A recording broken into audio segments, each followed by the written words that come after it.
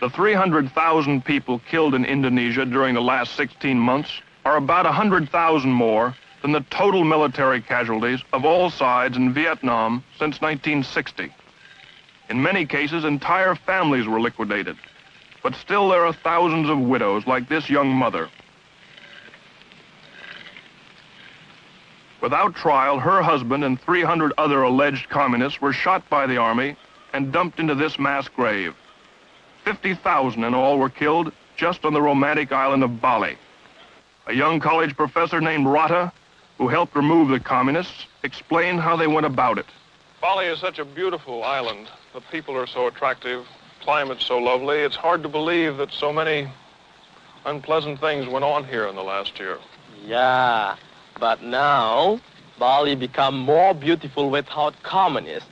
And this is the duty of the Balinese people to clean their own island from the communist influence.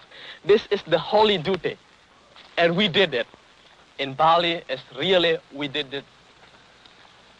What actually happened here in this village? Yeah, the story here is because some of the communist leaders from this village realized that they did wrong already, and they come to the village council and ask to the village council when village council will clean their village from the communist people. You mean the communists themselves asked to be killed? Some of them. And then the village council make a list who must be killed from that village. And some of them want to be killed, but they ask a time. For example, if you want to kill me, you can kill me the next day. And now give me a chance to pray to the temple, to the village temple, to say goodbye to all of my relatives. And the next morning, I'm ready to be killed. So the next morning or next evening, the villagers bring him here and then kill him by sword. They killed him with a sword? Yes. Just sword. Stab them one time and killed, buried it and put the stone like this one so the family can recognize the next morning where is the family buried. What did you do to erase or cleanse the communists or the communist sympathizers in your village from their ideas? Yeah, and later all the communists, for example, come to the village council and then they told that they will swear on oath they will not become a member or sympathizer of Communist Party anymore. Well, how did you hold them to their promise? That is why we cannot hold that. That is why we leave it to the God, and we decided to hold the purification ceremony for them in the village temple, that the God will see them promise and swear on oath. That is the best way. Because, for example, if they come back again to the Communist Party, we don't know, but the God will know it. He is notifying God that a dozen communist sympathizers are to be purified. Girls from the village enter the temple with religious offerings.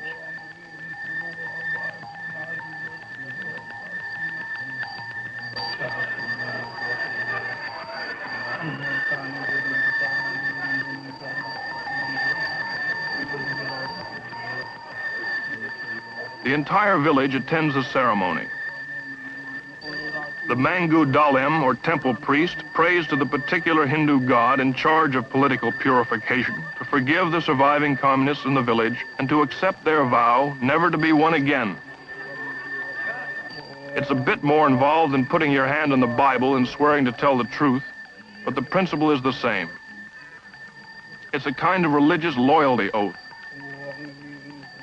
Events in Indonesia might be a little easier to understand if the communists were killed just for their political beliefs and unscrupulous practices. However, their slaughter was largely a religious issue, a power struggle between communist atheism and fanatical Muslim, Hindus, and Christians.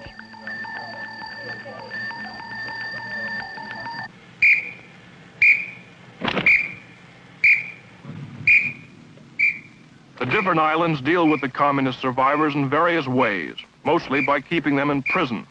It's estimated that today 150,000 like these are locked away without formal charges.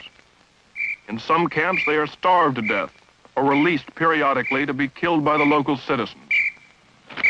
Assalamualaikum warahmatullahi wabarakatuh. In this Sumatran camp, the policy is to re-indoctrinate the inmates, which include women and children, in the concepts of God and state ideology.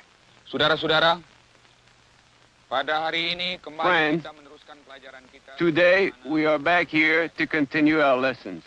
Saudara-saudara, Friends, pada masa-masa recently all of you have been taken along, persuaded, diajak, ordered, diseru, and dipropaganda propagandized supaya to make you disbelieve in God.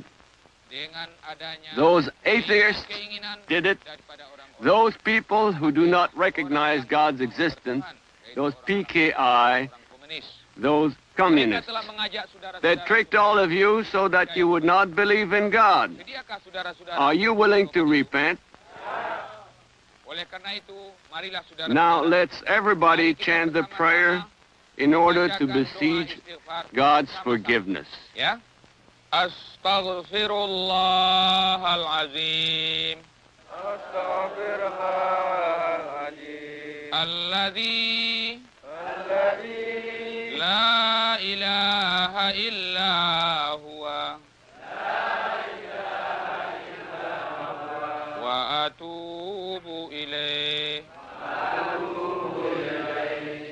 La ilaha illa huwa ar-Rahmanur Rahim.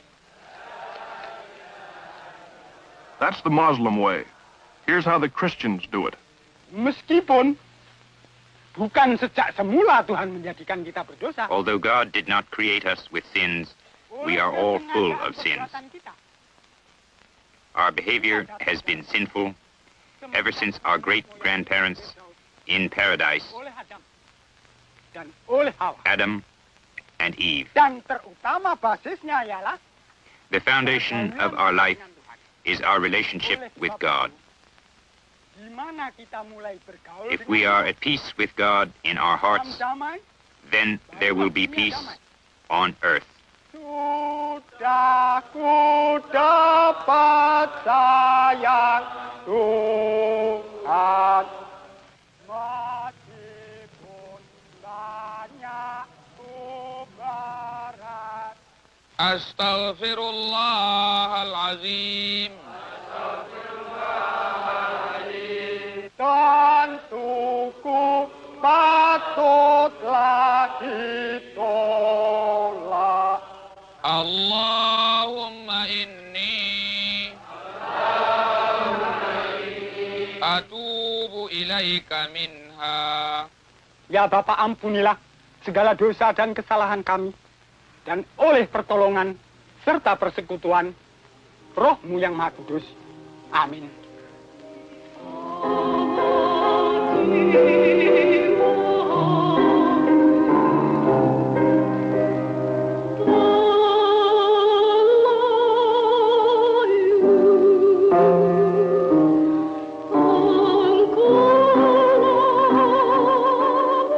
If turnabout is fair play, this concert is the example of all times. Until 6 months ago, most of the audience was in communist prisons or hiding from PKI goon squads. Not only was religion a point of contention, but so was intellectualism, culture, and free expression. It was banned by the PKI. Books were burnt, newspapers closed, painting, music, films not pro-communist were destroyed. Now the communists are in prison, the intellectuals are out, and they are the vanguard of the new order. One of the ex-cons is a Dutchman turned Indonesian who helped fight for their independence, was elected to their parliament, and jailed in 1962 by Sukarno for his critical views. Next to him is Mukhtar Lubis, an Indonesian hero during the fight for independence from Dutch colonial rule. He's a novelist and newspaperman who published searing exposés of corruption in the Sukarno government.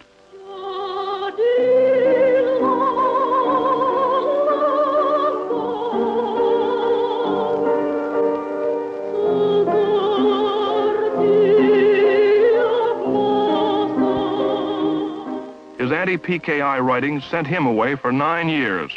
9 years of imprisonment without trial have only strengthened my determination to fight even harder for our cultural and intellectual freedom.